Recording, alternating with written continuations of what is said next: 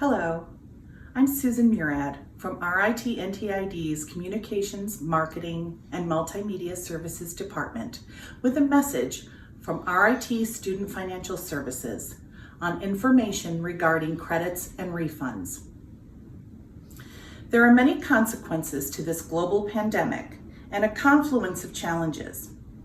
With this in mind, RIT has developed a student account adjustment process and guidelines relating to the impact of COVID-19. Please be patient as we work through the details of this complex process that must be reviewed for each student. Below is information regarding housing, meal plans, and parking credits. Please note, housing and meal plan expenses are included in a student's financial aid determination. Potential credit for these services will be adjusted by the need-based financial aid provided to students. Students will receive a separate communication from the Office of Student Financial Services outlining the impact on their individual student accounts and the next steps necessary to complete the refund credit processes.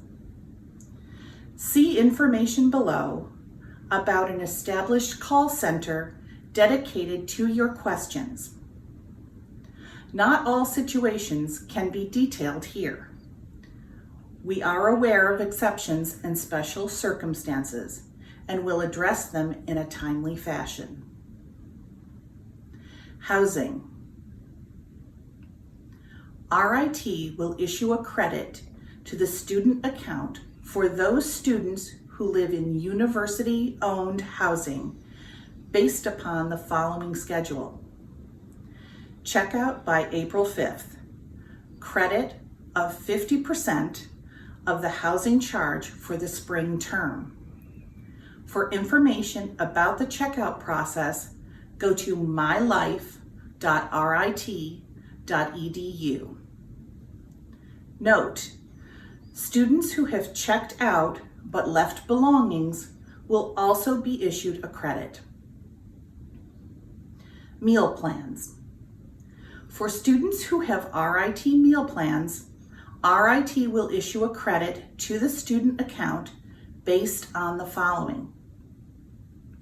50% of the meals or meal exchanges plan you selected, and the actual remaining balance of the student's dining dollars for spring semester. Parking. With the variety of parking plans offered, RIT will provide a prorated credit to the student account for student parking permits. Refunds. The available refund amount of these credits will be calculated for each student, taking into consideration all other activity on the student account, both payments and credits. Students will have the option to request a refund if applicable, or leave the credit on their student account with an additional 15% institutional contribution, which will be applied to the charges for the 2020-2021 fall semester. For those returning students, fall 2020, who wish to apply the credit to their student account, the additional contribution will be 15% of the prorated refund up to a maximum of $500. For students who wish to receive a cash refund, RIT will process checks or automated clearinghouse ACH payments, if set up, to individual student bank accounts. To expedite receipt of refunds, students are encouraged to sign up for direct deposit on SIS. Students who plan to receive their refund via check should update their address in SIS to ensure that checks are mailed to the appropriate current residents.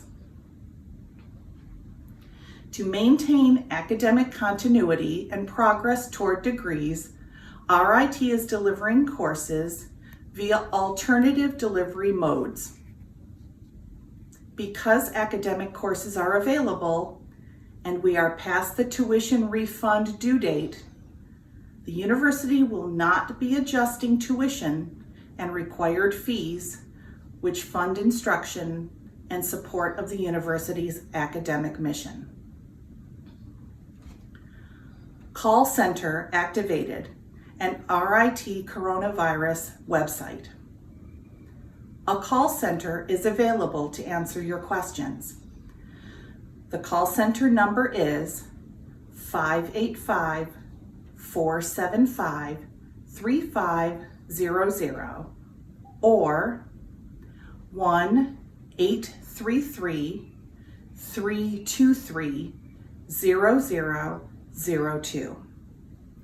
It will be open from 9 a.m. to 9 p.m. Eastern Standard Time, 7 days a week. Additionally, a dedicated email address is available at coronavirusresponse@rit.edu. A set of frequently asked questions is also available at our dedicated coronavirus website, rit.edu/coronavirus. Federal government legislation related to COVID-19 relief. Congress is currently considering legislation that may provide some relief to students and institutions impacted by COVID-19 and which may provide support for students living in off-campus housing. RIT is actively engaged in advocacy efforts on this legislation on your behalf. We urge you to contact your federal representatives to ask them to include relief for students in this legislation.